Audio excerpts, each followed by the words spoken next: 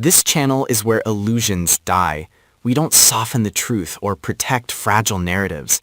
Here, betrayal cuts deep, love turns toxic, and one revelation is enough to destroy everything people pretend to be.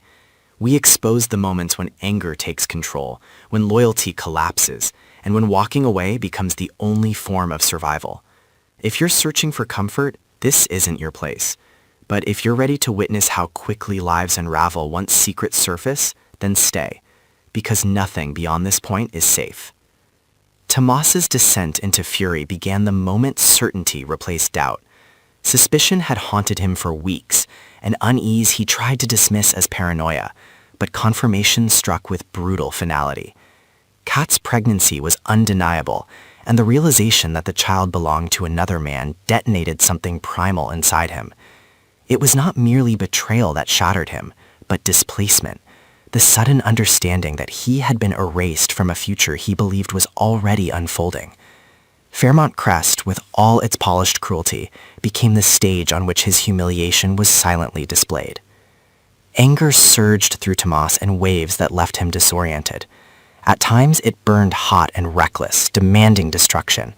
At others, it froze into something colder and more dangerous, a rage sharpened by restraint. He questioned every memory, every promise, every moment he had mistaken for intimacy. The idea that Kat had allowed him to remain close while carrying another man's child felt like a calculated cruelty, even if part of him understood that truth was rarely so simple. That understanding only deepened his torment, because it forced him to confront the possibility that he had been convenient rather than chosen.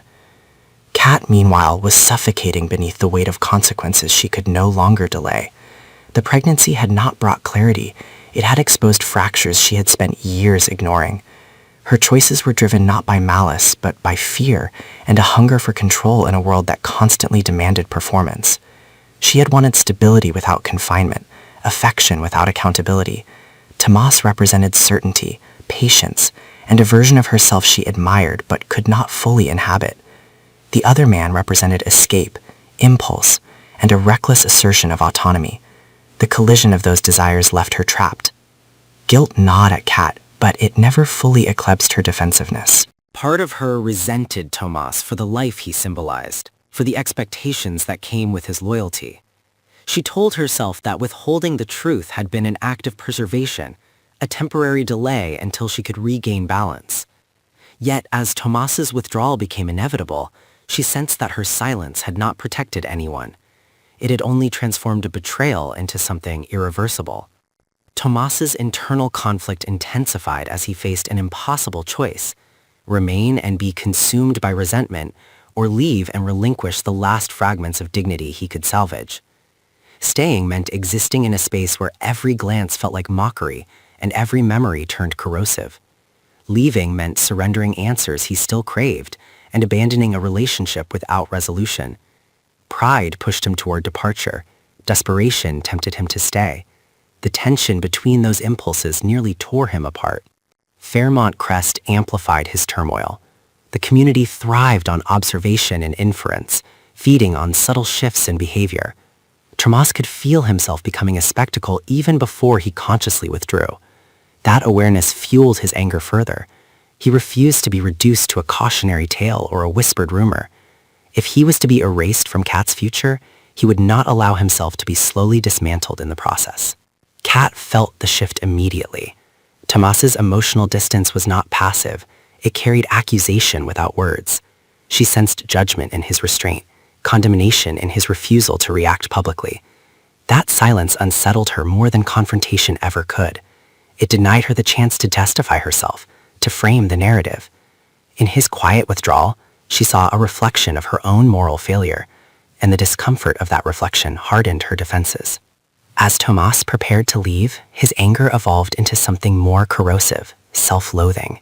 He questioned his own blindness, his willingness to believe in permanence within a world built on illusion. He wondered whether love had made him weak or merely exposed vulnerabilities he had always carried. The idea that Kat might have never truly belonged to him gnawed at his sense of identity. Leaving Fairmont Crest became less about escape and more about survival. Kat's fear sharpened as the reality of Tomas's departure settled in. She was losing not only a partner, but a stabilizing force that had shielded her from the full weight of her own decisions. The pregnancy, once a secret she believed she could manage, now threatened to redefine her entire existence. The other man remained distant, unreliable, a presence that had already retreated from responsibility. Faced with that truth, Kat felt a surge of panic she refused to name. Tomas's final days in Fairmont Crest were marked by isolation. He moved through familiar spaces with a sense of detachment, as though already severed from them. Anger simmered beneath the surface, but it no longer sought release. It sought transformation. He began to understand that leaving was not an act of weakness, but a declaration of boundaries he should have enforced long ago. That realization did not ease the pain, but it gave it direction. Kat, cornered by consequences, experienced her own eruption of negativity. Frustration turned inward, morphing into bitterness. She told herself that Tomas's departure was abandonment, a refusal to confront complexity. This narrative offered temporary relief, allowing her to shift blame and reclaim a sense of victimhood. Yet beneath it lingered the knowledge that his exit was a response she had orchestrated through silence and indecision. The moment Tomas left Fairmont Crest, the rupture became permanent. The gates closing behind him symbolized more than physical separation. They marked the collapse of a shared illusion. He carried with him unresolved rage, unanswered questions, and a fractured sense of self that would take time to reconstruct. Yet there was also relief, an unfamiliar lightness born from refusing to remain where he was no longer wanted. Kat remained behind, surrounded by the very stability she had once sought, now stripped of comfort.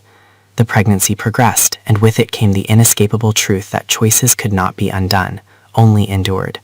Tomas's absence became a constant presence, a reminder of what had been lost through hesitation and fear. Both were left at emotional extremes, pushed to the edge by betrayal and consequence.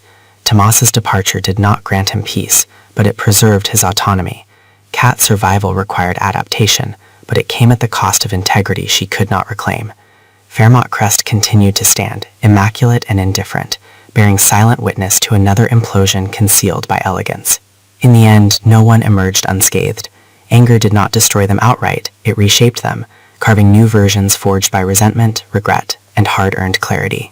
Tomas's exit was not an ending, but a severance that ensured nothing between them could ever return to its original form. And for Kat, the future unfolded not as redemption, but as reckoning, one that would follow her long after the echoes of Tomas's departure faded beyond the gates. And so the story closes not with resolution, but with the weight of everything left undone. What was once held together by routine, expectation, and unspoken agreement has collapsed under the pressure of truth. The departure, the betrayal, the silence that followed, none of it can be rewritten. Every character is left standing in the aftermath of choices made too late or avoided for too long, forced to confront the reality that survival does not always feel like victory. Anger lingers long after the moment that sparked it. It reshapes memory, distorts intention, and hardens hearts that once believed in compromise. Regret does not arrive as remorse alone, but as a constant echo, reminding each person of the moment when a different decision might have changed everything. What remains is not forgiveness, but endurance, the ability to move forward while carrying the damage intact. The future ahead offers no comfort, only consequence. Relationships fractured by betrayal will never return to innocence, only to new, fragile forms built on caution rather than trust. The truth, once revealed, refuses to fade. It follows every step, demanding acknowledgement, shaping identity, and denying escape. No one emerges untouched, and no one remains the person they were before the gates closed behind them. This is where the story leaves us, at the edge of what comes next, where silence is louder than confrontation, and absence speaks more clearly than words ever could. The past cannot be undone, only absorbed. And in a world defined by secrets and their fallout, the greatest challenge is not facing the truth, but learning how to live after it has stripped everything away.